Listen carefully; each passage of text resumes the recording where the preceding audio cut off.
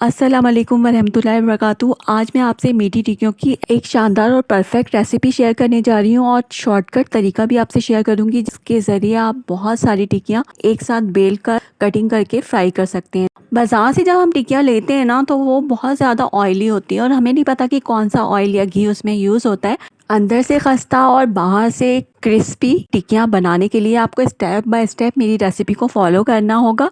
यहाँ पर मैंने 1.25 किलो मैदा लिया है और यहाँ 1 किलो चीनी ली है जिसे मैंने अच्छी तरह से ग्राइंडर करके बारीक पीस लिया है।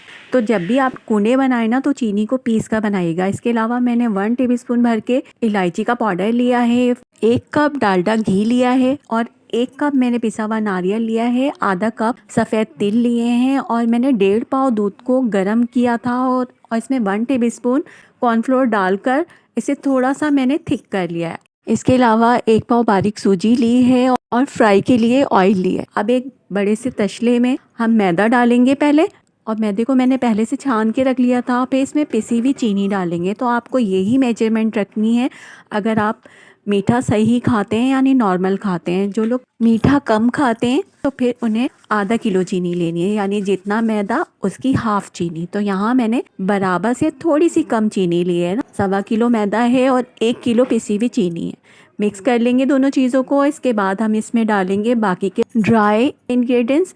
तो यहाँ मैंने 1 पाव सूजी ली है। 1.25 किलो मैदे में 1 पाव सूजी जाएगी। इसमें सूजी को भी छान लेंगे हम अच्छी तरह से और उसके बाद उसे भी अच्छी तरह से मिक्स कर लेंगे। तो बस यहाँ मेन चीज़ ये होती है कि आपको आटा सही गूंदना है इसका ना। ये आटा हाथों पर चिपकता बहुत है। इसके बाद मैंने इसमें पिसा हुआ नारियल डाल दिया है, 1 कप आधा कप तिल डाल दिए हैं, 1 टेबलस्पून इलायची का पाउडर डाल दिया है इसमें और इसके बाद ये सारे ड्राई इंग्रेडिएंट्स को अच्छी तरह से मिक्स करना है हमें और फिर हम इसमें घी डालेंगे। तो मैंने यहाँ पर डालडा घी लिया है और फ्राई के लिए मैंने यहाँ पर डालडा ऑयल लिया है। घी में मैं टिक्कियाँ नहीं बना रही हूँ क्योंकि टिक्कियाँ हम जब बना कर रखते हैं ना तो वो जम जाती हैं और इसमें घी जो है वो जम जाता है। तो मैंने डालडा ऑयल लिया है। इसके बाद इसमें 1 कप घी डालेंगे। घी को अच्छी तरह से मिक्स करना है बाकी चीज़ों के साथ और फिर हम इसे दूध से गूँधेंगे तो इसमें बहुत अच्छा टेस्ट आएगा। अगर आप पानी से गूँधेंगे ना तो वो टेस्ट नहीं आएगा जो आना चाहिए। तो ये देखें बहुत अच्छी तरह से मैंने घी को मिक्स कर लिया है। अब इस तरह से मुट्ठी बना के देखेंगे बनती है तो इसका मतलब है सारी चीज़ें बिल्कुल परफेक्ट हैं। इसके बाद मैं थोड़ा थोड़ा दूध डालकर ना इस आटे को गूंद लूँगी। हाथों में बहुत चिपकेगा लेकिन इसे बिल्कुल सही से हमें गूंदना है यानी अच्छी तरह से मिक्स करना है।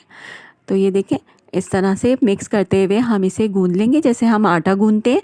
बिल्कुल भी जो है ना तंग नहीं करेगा गूंदने में, आराम से गूंद जाएगा। लेकिन अगर हम जो पुराने तरीके से शीरा बना के और फिर गूंदते हैं ना आटा तो वो बहुत ज़्यादा हाथों में चिपकता है। तो अगर आपका आटा भी हाथों में चिपकता है तो थोड़ा सा मैदा डस्ट करके आप इसे बहुत अच्छे से गूंद सकते हैं। तो मैंने भी यहाँ यही किया था, थोड़ा थोड़ा मैदा डाल के ना मैंने इसे अच्छी तरह से मिक्स कर लिया था। बस हमें सारी चीज़ों को अच्छी तरह से मिक्स करना है और थोड़ा सा स्मूथ सा आटा गूंदना है ना कि हम इसे अच्छी तरह से बेल कर और फिर टिक्कियाँ बना सकें। तो देखिए आटा हमारा बिल्कुल परफेक्ट गूंद चुका है। अब मैं इसे एक साइड कर लूँगी। आप यहाँ पर कोई भी काउंटर ले लें या फिर अगर नहीं है तो फिर बड़ा सा पटा ले लें जिस पे आप बड़ी सी रोटी बेल सकें। तो मैंने यहाँ पर इसी काउंटर को साफ़ कर लिया था पेपर से और फ्राई के लिए मैंने डालडा ऑयल लिया है और एक मैंने कटर लिया है। आप इसकी जगह गिलास या कटोरी भी ले सकते हैं। अब हम एक कढ़ाई में ऑयल डाल देंगे। मैंने अभी आधी कढ़ाई भरी है। ऑयल को गर्म होने रख देंगे हम मीडियम फ्लेम पर। अब आटे को इस तरह से कंबाइन करके पेड़ा बनाएंगे, थोड़ा सा घी डालकर काउंटर पे और फिर हम इसे बेलना शुरू कर देंगे। तो ना हमें बहुत ज़्यादा पतला इसे बेलना है ना ज़्यादा मोटा बेलना है। काउंटर पर आप इस तरह से ज़्यादा सा आटा लेकर बेल कर बहुत सारी टिक्कियों को एक साथ कटिंग कर सकते हैं। तो ये शॉर्टकट तरीका है। ये देखें इतना मोटा मैंने बेला है इसे। अब मैं इसकी कटिंग कर लूँगी और इस तरह कटर की मदद से मैं यहाँ पर कटिंग कर रही हूँ और दूसरी तरफ ऑयल हमारा गर्म हो रहा है। जब ऑयल गर्म हो जाएगा तब हम उसमें टिक्कियाँ डालना शुरू करेंगे। ठंडे ऑयल में हमें टिक्कियाँ नहीं डालनी है वरना वो टूट जाएंगी। ये देखें इतनी मोटी होनी चाहिए। तो मैं इसी तरह से सारी टिक्कियाँ बेल कर और कटिंग कर लूँगी। और इसी तरह मैं किसी भी थाली में या ट्रे में रखती जाऊंगी। तो अभी देखिए मैंने सारा आटा लेकर एक साथ ही बेल लिया था और इसमें देखें 20 से 25 टिक्कियाँ एक साथ कटिंग हो जाएंगी। तो है ना बहुत अच्छा तरीका। आप भी इसी तरह से बहुत सारी टिक्कियाँ एक साथ बना सकते हैं। ये देखिए कितने आराम से एक ही साइज़ की सारी टिक्कियाँ कटिंग हो गई हैं। और अब मैं फ्राई करने के लिए पहले ऑयल को चेक कर रही हूँ। अब चेक करने के लिए ऑयल को थोड़ा सा मैदे का बॉल बनाकर इसमें मैंने डाला था, तो ये टूटा नहीं है और ऊपर आ गया। तो इसका मतलब है कि तेल हमारा गरम हो गया है और इतना ही गरम तेल चाहिए था हमें। बस अब मैंने टिक्कियाँ डालना शुरू कर दी थी और जितनी इसमें आ सकती है मैंने उतनी डाली और देखिए इतनी मोटी होनी चाहिए, तो बहुत ज़बरदस्त बनती हैं ये टिक्कियाँ।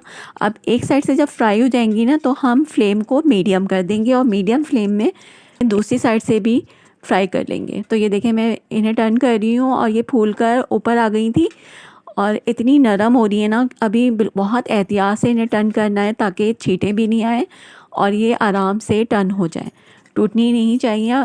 अभी इतनी नरम है कि ये टूट सकती हैं लेकिन टूटेंगी नहीं, क्योंकि आपने बहुत आराम से इन्हें टर्न करना है।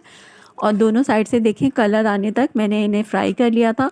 और फिर एक थाली या तशला लेंगे हम, उसमें बिल्कुल अलग अलग रखना है, इन्हें एक साथ नहीं डालना है।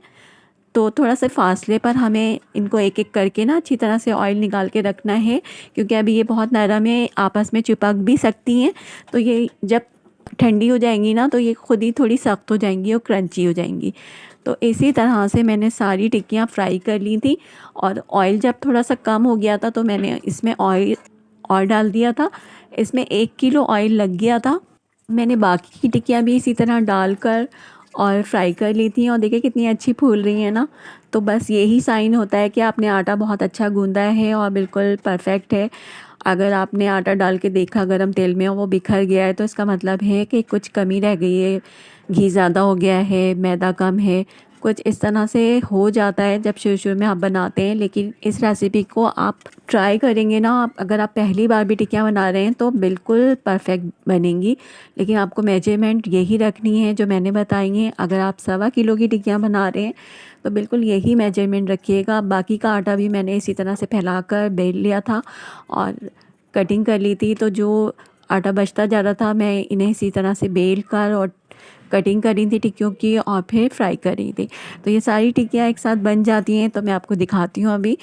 और यहाँ पर देखें बस ये आखिरी बैच में डालूँगी अब, और सारी टिक्कियाँ फ्राई हो गई हैं माशाल्लाह माशाल्लाह। और मैंने यहाँ पर न्याज के लिए रख दी थी, तो मैंने आपको सोचा एक लुक दिखा दूँ। तो देखिए व्यूअर्स कितनी ज़बरदस्त ये टिक्कियाँ तैयार हुई हैं। ये 1.25 किलो मैदा और 1 किलो चीनी की टिक्कियाँ हैं और कोई टिक्कियाँ हमारी टूटी नहीं है। 1.25 किलो मैदा में इतनी सारी टिक्कियाँ बनती हैं कि आप इन्हें जहाँ भी चाहें बांट भी सकते हैं और अगर स्टोर करना चाहें तो 6-7 महीने के लिए स्टोर भी कर सकते हैं। बिल्कुल भी ख़राब नहीं होती हैं, इसी तरह रहती हैं। बस इन्हें एयर टाइट बॉक्स में आपको रखना है। और देखें शेप भी कितना अच्छा आया है, बिल्कुल परफेक्ट रेसिपी है। तो आप इस रेसिपी को ज़रूर ट्राई कीजिएगा और जब भी ट्राई करें मुझे अपना फीडबैक ज़रूर दीजिएगा। रेसिपी अच्छी लगे तो लाइक ज़रूर कर लीजिएगा। देखें मैं तोड़कर दिखा रही हूँ आपको, कितनी क्रंची बनी है ये, अंदर से कितनी खस्ता है और ऑयल भी बिल्कुल परफेक्ट है, बिल्कुल भी ऑयली नहीं है, क्योंकि बाहर की टिक्कियाँ बहुत ऑयली होती हैं। रेसिपी अच्छी लगी हो तो लाइक ज़रूर कीजिएगा और अगर आप मेरे चैनल पे न्यू हैं तो मेरे चैनल को सब्सक्राइब ज़रूर कीजिएगा। ओके व्यूअर्स, रखिएगा अपना बहुत सारा ख्याल। फिर मिलते हैं इंशाल्लाह एक और आसान सी रेसिपी के साथ। तब तक के लिए अल्लाह हाफिज़, टेक केयर, बाय।